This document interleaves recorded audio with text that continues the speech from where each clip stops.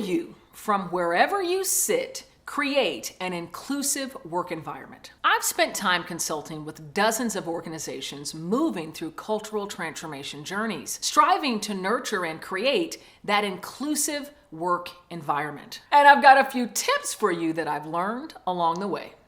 Let's get it.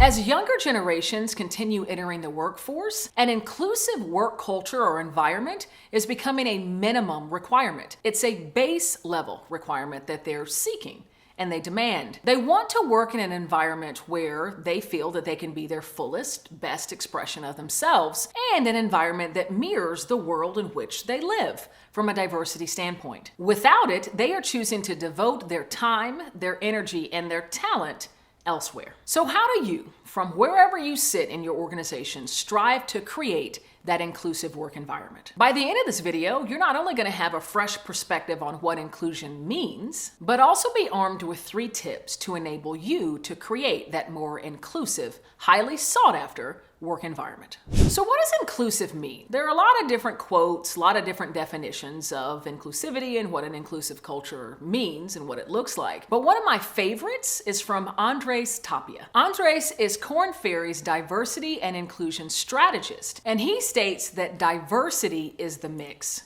but inclusion is making that mix work. So diversity are all the different individuals that you have comprised in an organization. But unable to make that organization thrive, in order to make that organization work seamlessly together, to move a business forward, to bring a mission to life, you need the inclusion. You need to have everyone in that organization feeling safe and comfortable to bring the fullest expressions of themselves, to share their best ideas, their greatest perspectives, and to nurture that trust amongst their colleagues that they are also inspired to bring the best of themselves as well. And I'll also say, as we think about inclusion, there isn't a bias that there's a certain way to look or a certain way to act to get to a certain level in an organization. I think sometimes we can think that we're being inclusive, we can think that we're promoting diversity, but there's still an understanding of the way that you need to walk, talk, and act to get to a certain level in an organization. And so though you might find yourself in a very high level in an organization, you might still feel like you're in a box, like you can't fully be who you really are, because you're following within the confines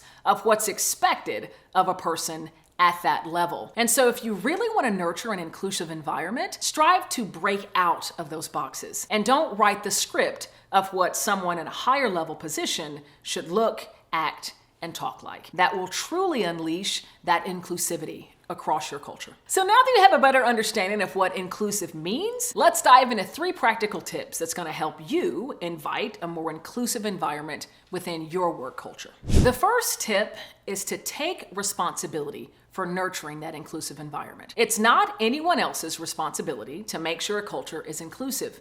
Take it upon yourself. Beyond just my intentions, what are the actions that I should be taking in order to make it a more inclusive environment? Whether that be getting really self-aware about what unconscious or conscious bias I might hold, or striving to understand how marginalized populations within that culture might be having their work experience. How could you step in to be an ally, especially if you're not part of a given marginalized population?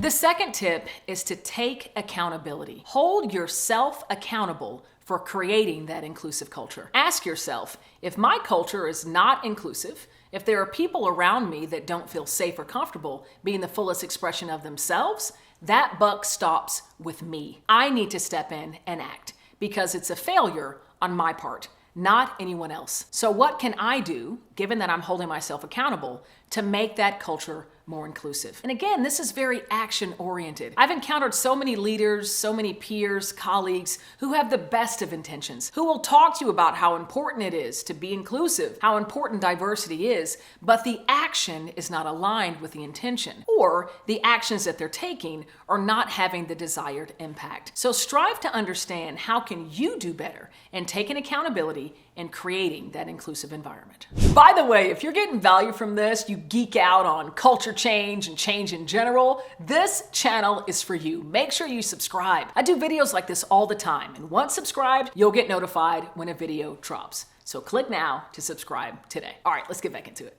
The final step is to have the uncomfortable conversation. Now, by no means do I consider myself an expert on having uncomfortable conversations in the workplace, but what I can attest to is the fruit that springs forth when you step into those conversations. When you step into them free of judgment, open-minded, open-hearted, seeking to understand the individual that you're engaging with, and inviting yourself to get a little bit vulnerable, sharing your own difficult emotions, your own challenges. When we can connect with one another in that way, the depth of understanding from one individual to another, it's just so great. And the authentic connection that can happen is amazing. And so as you think about creating this culture of inclusion, when you're having those uncomfortable conversations, you're actually providing the connection to help those around you feel more comfortable, feel more safe. And look, they're called uncomfortable for a reason. They're tough.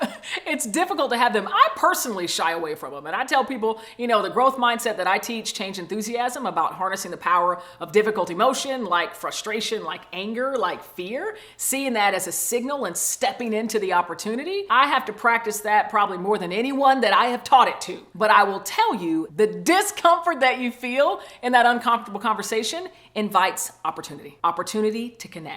Opportunity to nurture a more inclusive environment. I will tell you, I've seen far too many well-intentioned leaders, well-intentioned, just good people that shy away from the violence, the discrimination, the wrongdoing, honestly, the systems of oppression, the white supremacy, the racism, homophobia. They shy away from those conversations. They shy away from the impact that might have on the marginalized populations that are detrimentally impacted by those systems of oppression, because it's easier. It's easier to focus on the good, to focus on the progress, and to talk about how, I have no racism in me, I have no bias, and only talk about all the good things. But when we lean away from the discomfort, from the uncomfortable conversations, there can't be progress. And there can't be those necessary levels of understanding from one individual to another. So from wherever you sit, as you're working with your colleagues, I invite you, every uncomfortable conversation that you have the opportunity to get an invitation into, accept that invitation. And know that on the other side of that is a new level of understanding and another seed to nurture a very inclusive work environment. So if you dug that, got value from it, I got something else for you, and no worries, you don't have to pay for it. Don't go anywhere now. This is for free. I want to offer you a free recording of a keynote message that I delivered to an organization going through tremendous change, market disruption, as well as internal change. And so as we think about leading through culture change, these are some really relevant points. And specifically, I want to share the portion of the keynote where I'm talking about leading and influencing others through change to achieve their growth. I bring in some data that we've gotten from our research at Change Enthusiasm Global, as well as insights that I've learned working with organizations all over the world going through a lot of change, including culture change. It's yours today for free. All you got to do is click on the link below. I want to make sure you have the research, the data, and the insights to ensure your growth through even your greatest change challenges. I'm Cassandra Worthy, and until we meet again, keep growing and keep rocking.